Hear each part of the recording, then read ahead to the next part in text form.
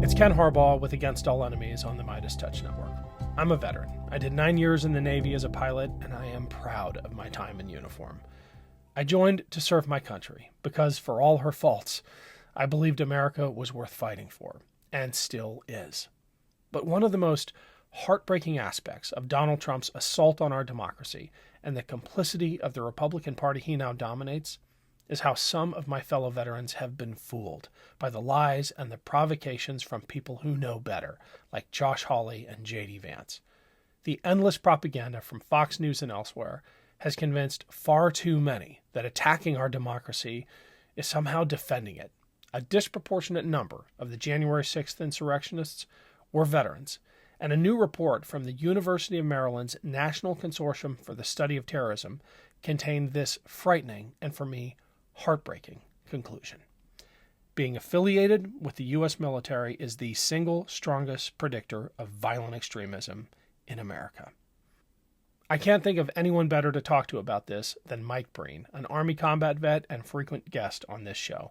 He's now the CEO of Human Rights First, which led a group of 35 organizations and experts in sending a letter to the Department of Defense demanding transparency on how it is addressing the issue of extremists in the ranks. This isn't all doom and gloom. Mike has some concrete ideas for how to address the problem, and we both reiterate that the vast majority of those who have served and those who are still serving are faithful to the Constitution. Here's my conversation with Mike. Mike Breen, welcome back to Against All Enemies. You're the CEO of Human Rights First, and you led this incredible coalition that sent a letter to DOD asking what the status of their reforms on extremists in the military is. Any response from them? Not yet, Ken. It's always good to see you. Yeah. But, as you say, Tell us about the letter. We put together a coalition of veterans groups, civil rights groups, extremism experts, just to call on DoD to give us an update on their work on extremism. And it's gotten significant attention, I think, in large part because we've got 35 of the nation's top civil rights groups as part of the letter, but veterans organizations, top experts like, Kathleen Bello, who well, have joined it. So, we're hopeful that we'll hear something back. We'll see. DOD's operating in a tough environment on this, and they haven't taken, they have taken some really important steps, but there's a lot of work to do, and we can't afford to lose a generation of veterans and military people to extremism. So we've got to take stronger action here. Why is there such apparent, maybe I'm misperceiving this, but such apparent secrecy around their report findings? I mean, it's a loaded question because I suspect political pressure has something to do with it, but what's your take?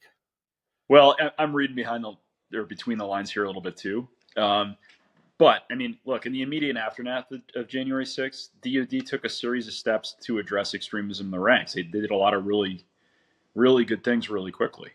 Secretary Austin ordered a stand down to address extremism. He created a working group to look at countering extremist activity inside the military. A year later, the working group put out a great series of recommendations. During this time, full disclosure, Bishop Garrison, who's a former Human Rights First employee and member of our team, he was the senior advisor to the Secretary of Defense for human capital and diversity, equity, and inclusion. He led the department's work on extremism. So there was a lot of excellent work that happened. But since then, there have been very few updates. And as you say, that work was met with a tremendous amount of political pushback from the far right.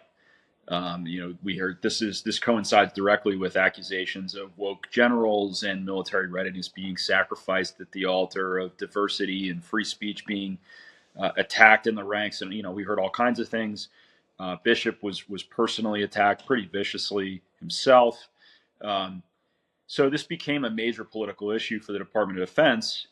And, as you and I both know, there's nothing more important in the military than trying to remain apolitical and trying to stay out of that political arena and really be the force that protects and serves and defends every American, regardless of politics, and stays out of that game. Harder to do these days than it's ever been in a lot of ways, or at least recently. But, reading between the lines, this has all gone very quiet. And, we're hoping that we can get some kind of an update on what the department's up to, because quiet cannot mean inactive. Just because it's gone under the radar, it can't have stopped moving, and we're a little concerned that we've lost steam on a really important process here. Well, my fear is that the pushback that DOD was experiencing from extremists, and you alluded to some of that in the treatment that Bishop Garrison received, is winning. I mean, Bishop Garrison's position, advising the Secretary of Defense on extremism in the ranks, correct me if I'm wrong, but that no longer exists. They have buckled in some areas to the loudest voices decrying so-called wokeism in the military. Yeah, it's possible that that's happened to some extent. There's no doubt that it's happened. And, that's despite, I think it's fair to say, an administration that fully understands how dangerous this threat is. That's put some really excellent people at the White House and in DHS and in other places in really important impact positions on this exact issue. That the Secretary of Defense takes it seriously based on his early actions. But it's hard to say that the political pushback hasn't had an impact, and we don't have a lot of time to deal with this. I mean, we almost lost the seat of our democracy to an attack that was in a lot of ways planned and wouldn't have been anywhere. I think it's fair to say would not have been anywhere near as dangerous without the participation of veterans at every level. And that hasn't changed. So, this is a threat to the Republic, and politics be damned, we got to deal with it. Does the successful prosecution and subsequent jailing of a number of those insurrectionists, some prominent veterans among them like Stuart Rhodes, does that give you reassurance that this threat is fading? I feel like a lot of Americans look at that and say, all right, the DOJ is doing its job. We can we can worry about something else. Well, unfortunately, no. I mean, it's a good thing. Don't get me wrong, right? Justice matters. Accountability matters all the way to the top. But, as you and I have talked about before, my biggest concern here is that, much like with the insurgency in Iraq, which, I experienced the early days of that insurgency, and I remember what we saw in the early months and years of that insurgency. And it was half-baked plans by foot soldiers who had been pushed out there to test us by people we didn't even know existed at the time. I look at January 6th and I see, at the same time, I see something very dangerous, and also something that was almost certainly organized and catalyzed and created by people who are not facing consequences, or who've done a really good job isolating themselves from consequences. So you got to look for the men behind the curtain. You got to look for that tactically patient individual or group of individuals who's pushing the Stuart Rhodeses out there to see what happens. But they're not going to show up with a pair of horns on their own head and go through the window, right? They're too sophisticated for that. They're too patient for that. They've got a long-term plan. So I don't see any evidence that that's gone away, and it really worries me. Well, we had Ruth Ben-Ghiat on recently who mentioned, and I'm going to dive into the research on this, but I believe her because I know her and trust her, that membership in the Proud Boys is actually growing. If anything, the number of overall terrorist groups or domestic violent extremist groups might be shrinking, but that's because they're consolidating. When you talk about tactically patient people leading those groups, what does it mean when some of those tactically patient people are actually in positions of power and enormous influence? The Mike Flynn's of the world, not to mention some of the members of Congress who obviously weren't charging the barricades themselves. They were fist pumping from a safe distance. Yeah. I mean, Josh Hawley's a lot of things. He's not stupid. And he's clearly picked a side for the sake of increasing his political power. And a lot of guys, J.D. Vance, a lot of other people that have made that, who I know for a fact know better, right? Who have made this deal. And they're playing an angle and they're betting on a movement.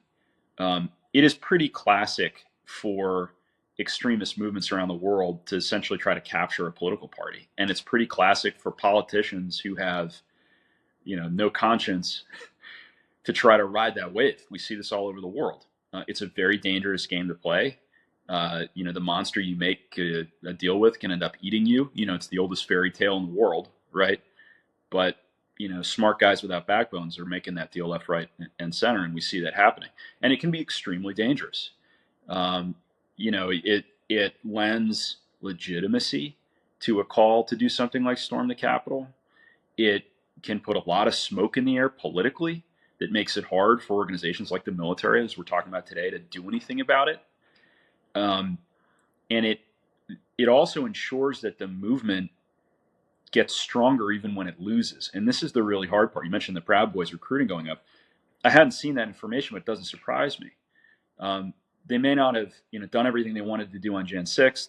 Some of their people may be facing consequences for that. But what they really did, it's look what we can do. We're relevant. We're powerful. We just did this. Look what we can do next. People are scared of us. They're worried about us. DOJ is going after us. I think January 6th, unfortunately, I hate to say it, was a huge win for the extremist organizations involved. We're relevant, we're powerful, and in the case of the Proud Boys and a couple others, we're on the tip of the former president's tongue, and he could well be the next commander-in-chief. Exactly. Right. Pardons could be around the corner for all these guys. Right. So, we've seen this movie before. Europeans have certainly seen this movie before. We're in a very dangerous position. I'm more worried now than I was maybe 4 or 5 years ago. And I know a lot of people who look at this are too, and I know you're one of them, Ken. But we are nowhere close to out of the woods. Thanks for listening, everyone. I've got a quick break here, but I need a favor first. Shows like this depend on your support. Please, if you can spare 5 seconds, click the link to the podcast version of the show below and leave us a 5-star review. It really does help. Thanks. I wanted to ask you about the potential for pardons. What kind of signal would that send? I think it's hard to underestimate the damage that would do, but it's not just about releasing a couple of crazies back onto the streets. It would be so much bigger than that. It would be, you talk about existential threats to democracy. People use loose language a lot, but essentially saying, hey, you can come be my unsanctioned thugs and engage in violence against law enforcement and smash your way into the Capitol to try to halt the democratic process, and I'll pardon you. We are into, true brown shirt territory at that point. You're talking about impunity for violence directed at the democracy, impunity for tearing down the halls of democracy, impunity for beating cops with flagpoles and, trying to kill them. At that point, it's hard to say. That it's easy to say a lot of things after you get to that point, but and I don't want to go too far off the rails, but let me just, that would be a huge, huge Rubicon that we have not yet crossed. You and I are both vets. I wore the Navy shirt on purpose for this interview, but why is it that veterans in particular are so intentionally targeted for recruitment and for leadership positions within these organizations? And it's not just the obvious training and expertise part. There's more to Absolutely. It. Yeah. And I'll leave the Army-Navy rivalry out of this, Ken, although I should have worn my own gear. But yeah, it's for the training. It's for the leadership capability. But I think that's the least of it. I think it's two things. It's the credibility that veterans bring. It's the fact that our service is so often viewed by our neighbors as synonymous with that flag that's behind you and what it means to be patriotic. And I don't think this is a good thing, but when a veteran stands up and says, this is American or this is not, whether it should or it shouldn't, and in a lot of ways it probably shouldn't, but it does carry weight for a lot of people. It legitimizes a movement. You get a bunch of people say they're fighting for their country by attacking it, which is what the Jan 6ers will too often say. And then they say, I wore the uniform and I served. That's something. The other major thing is commitment. And we've seen over and over again that, there's research that shows veterans are a little harder to recruit into these movements, but when they are recruited, they bring the movement's capacity for violence up a lot when they join. And look, I was an Army officer, right?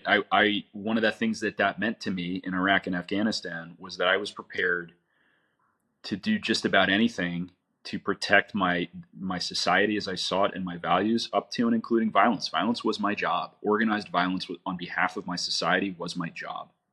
right, at an intimate level. That is part of who veterans are. And that changes the way a movement operates. If it's inclined toward violence anyway, you're recruiting people who have a demonstrated commitment and capacity to use violence for politics, and it's an uncomfortable thing to say about vets, but it's true. War is the continuation of politics by other means, and war is the business of the military. That's the business we were all at one point in our lives in. So it doesn't surprise me that extremist groups will look to people who have that demonstrated capacity, especially after 20 years of war, especially when so many of us took that beyond theory at Fort Bragg or whatever and put it into practice for years of our lives. And you have veterans coming home who both have a lot of that combat experience and have kind of crossed that psychological barrier to go into combat. And we have to face it. Most of them are pretty disillusioned about how the whole thing turned out in Iraq and in Afghanistan. These are not pleasant memories for the nation, and certainly not for the veterans involved. So you've got some people who are deeply patriotic but pretty disillusioned in a lot of cases, very understandably in a lot of cases, and have already decided a long time ago that if it came down to it, they'd pick up a weapon and fight for what they believe in.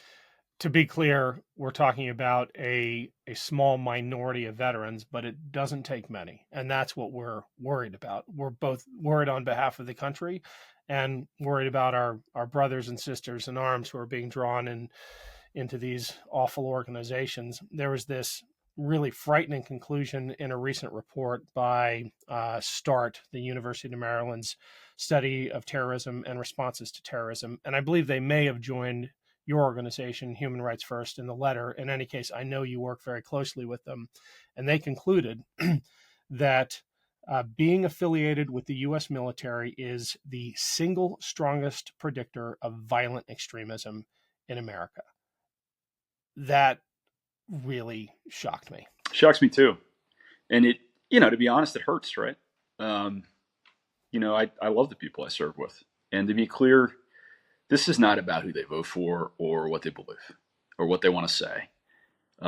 We disagreed before we went in and while we were in and after we got out on all kinds of things, including politics. And that's totally okay. In fact, it's great. This is about getting to the point where you feel like you're going to pick up a weapon and you're going to maybe use it against somebody else who swore the same oath you did and is still wearing the cloth. A law enforcement, officer, a member of the National Guard, right? Member of the Capitol Police. And you're going to do it so nobody gets to vote again. Whatever story you're telling yourself.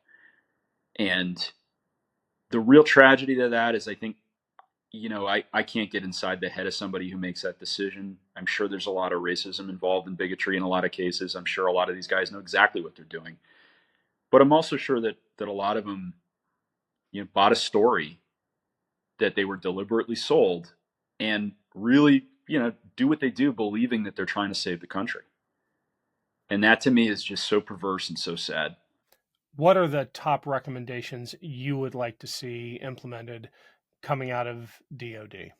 Well, I think, essentially we're looking first and foremost for a report on how things are going. What are they up to? That transparency is pretty important. They're doing some things that look like they might be okay. There are some necessary changes to the insider threat processes that need to be done. DOD announced over the summer there is a new insider threat office, but they haven't explicitly said how that's going to interface with extremism. Shortly after that, the IG put out a report that documented ineffective screening for extremist and criminal gang behavior. So, in their own words, that increases the potential for future security risks and disruptions to good order, morale, and discipline. The question is what's going to happen about that. They're implementing relevant training, they say, but it's unclear how. So I think step one is really transparency from the department about what they are doing. And again, I understand the reluctance to try to make this a public issue again, given the political chop that they experience when they do. But it is really important that the country understands what the Department of Defense is doing to ensure that they're safeguarding our democracy in this way, as they do in every other way. Well, keep holding their feet to the fire. Good job writing the letter. If you need a signature on the next one, I'm here for you. Good talking to you as always, Mike. Always good, Ken. Thank you.